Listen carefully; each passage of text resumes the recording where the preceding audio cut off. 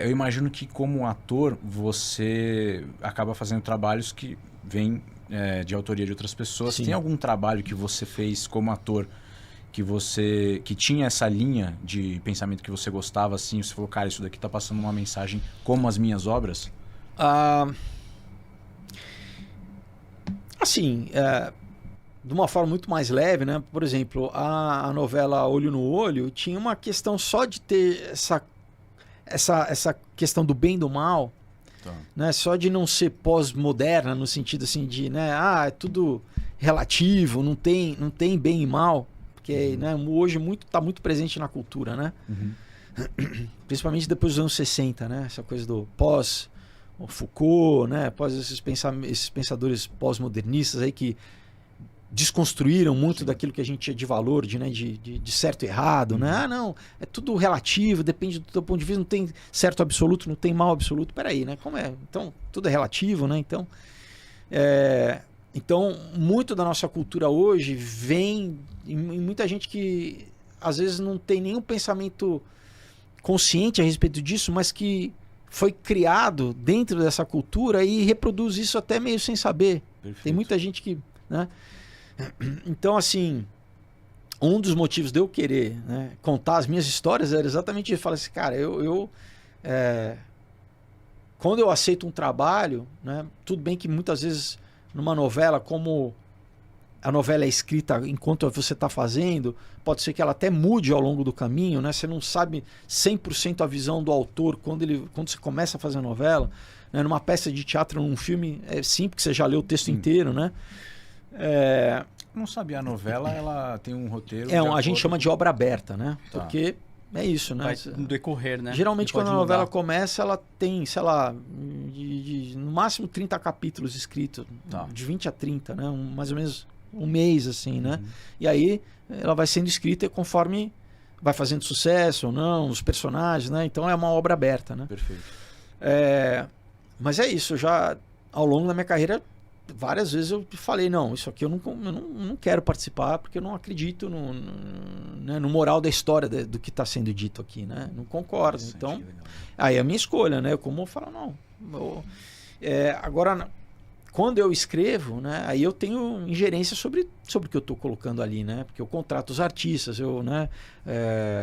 Vamos dizer, monitorizo a produção né? Então, o conteúdo ali eu Perfeito. assino, né? Vamos dizer assim, é aquilo que eu quero falar, né?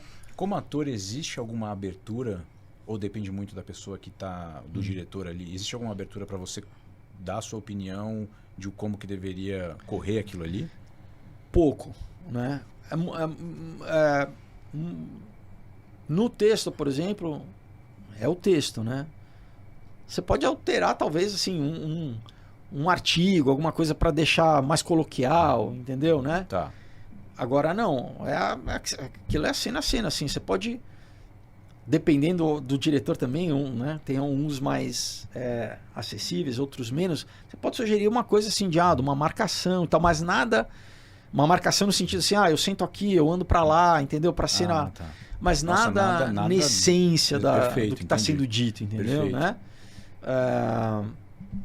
É todo mundo muito no seu quadrado, né? Cada ator tem que cada atuar sua dentro função, ali. assim, Não muda a questão Exato. de cenário, da Não, essência eu posso, da sei obra. lá, talvez no meu figurino, eu posso sugerir alguma coisa, falar, eu acho que o meu personagem, a cara dele é mais isso aqui, mas tem um figurinista que a Sim. pessoa vai ter, você pode sugerir, a pessoa vai aceitar, você pode dar uma ideia, que isso já aconteceu ao longo da minha carreira, por exemplo, Sim. teve a novela dos Mutantes, que eu fazia o personagem lá, o Beto Montenegro, que era um policial e tal, e teve uma virada na verdade foi de uma novela para outra, né, que começou como Caminhos do Coração, depois foi para Os Mutantes, e o personagem foi cada vez mais, eu também, né, sugerindo coisas de ação, porque eu gosto disso, né, queria fazer cena de ação, né, cresci vendo filme de ação americano, falei, queria fazer aqui, né, na novela, que geralmente a novela brasileira era sempre uma coisa muito mais romântica, né, aquela coisa de relacionamento e tal, eu falei, queria... E a novela tinha um pouco essa coisa de ação, e aí eu consegui convencer em trocar esse personagem, esse figurino, que era um coletezinho com uma camiseta, eu tinha visto numa loja de equipamento militar, um colete de choque, assim, eu falei, eu queria né? E daí na próxima novela, que foi Os Mutantes, aí né, eles aceitaram, acharam legal, compraram, né, a emissora, e eu usei, então foi uma sugestão minha que Sim. funcionou. Mas isso assim, é raro, né? Não é tão comum isso acontecer assim. Não sei se vocês estão procurando aí outro. Então, virou esse outro figurino aqui que era mais legal. Inclusive. Ficou melhor, ficou mais forte aí. Não, inclusive me protegia mesmo em cena de ação mesmo, porque várias vezes, né, tinha a cena de luta que a gente que rolava no chão e tal. E aqui eu já. Mesmo ali. E aqui eu já me protegia um pouquinho mais, assim, né? E visualmente era mais legal também, né? Pro personagem. Mas, por exemplo, né, além dos quadrinhos, eu escrevi um filme que está na Netflix, chamado Rodeio Rock, né? Que é uma comédia romântica, né? Rodeio Rock assisti. Com o Lucas Luca, Carla Dias. Muito né? legal. Eu faço como ator também. E então é um exemplo também de por exemplo, algo que é leve, é para todo mundo, né? A família pode assistir, né? Mas tem uma essência de uma mensagem legal também, sabe? De você não abrir mão dos seus valores, você, tipo, não se vender pro sistema, assim, né? Porque não vou dar spoiler pro pessoal, o pessoal assiste. Mas tem, né, essa coisa do personagem que é do Lucas, né? Muito legal, cara. Ele não abrir mão ali do que ele acredita, assim, né? Então, esse eu vejo como o meu chamado, né? Assim, nas artes, né? Perfeito. De procurar criar histórias que inspirem, né? Inspirem coisas positivas, né? Mas tem um chamado na arte aí mais fenomenal para você em Mundo Caos fazer um filme. Então, tem. Esse daí já pensou o Mundo Caos? Aurora, Caos e Ômega. Aurora, Caos e Ômega. Ó. Tudo que você trouxe aí, né, do passado para é o que eu falei, uma eu comecei analogia. Escrevendo como roteiro de cinema, né? Mas só que cinema, eu por exemplo levei 11 anos para fazer esse filme, né? Cinema é mais difícil, né? Porque é caro e tal. E o quadrinho, eu vi esse caminho do quadrinho porque era uma coisa que eu cresci lendo, né? Eu sempre gostei de quadrinho e é uma coisa que é caro para produzir, mas ainda é mais factível para mim fazer sozinho. Eu fiz todos com financiamento coletivo, né? Porque tem o custo de produção, gráfica e tal. Então, mas eu espero que um dia eu possa transformar todos em filme, né? Séries. Ou desenho animado, que seja, né? Eu espero que sim.